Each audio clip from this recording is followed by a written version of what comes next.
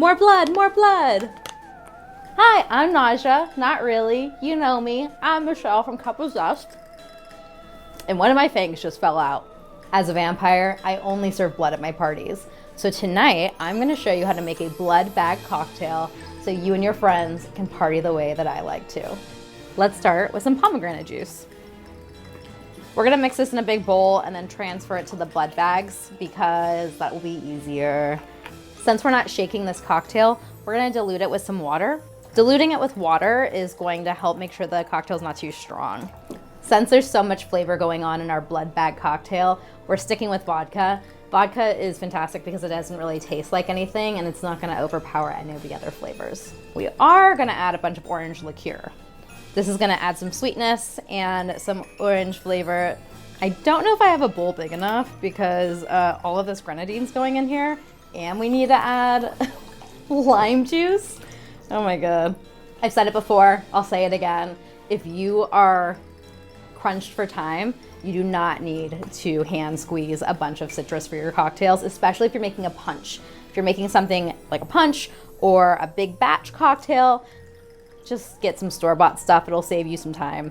The most important thing though is to make sure that you like the flavor of the product you buy, because if you don't, your end result will not be as good. To round it all out, we're gonna add some bitters. Pop this top off. Just 2 ounces. Now this part's optional, but I am here for all the fun gory effects, and that means we're gonna add in some food coloring. If I was really Naja, Laszlo would come in and he would make some raunchy joke about the way I whisk, and I would love it. Let's give it a little taste. Oh my God, that's so good. Yes, our cocktail's delicious, but we are not gonna drink it like this. We're gonna drink it like a proper vampire out of a bag.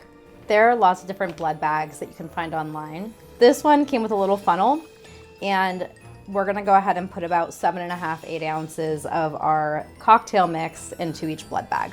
Slow and steady, baby, slow and steady. Ooh, all right, we did it. Yes, yes, yes.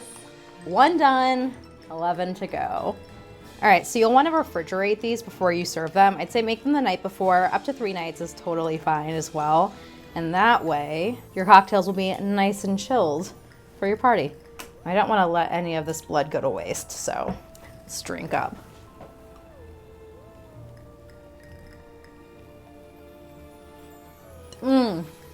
That's the best blood I've had in a minute. So good. I know most vampires like their blood warm, but every once in a while it's nice to have a little blood on ice. Shove it in there. There you have it. Blood bag cocktails on ice, ready for your Halloween party.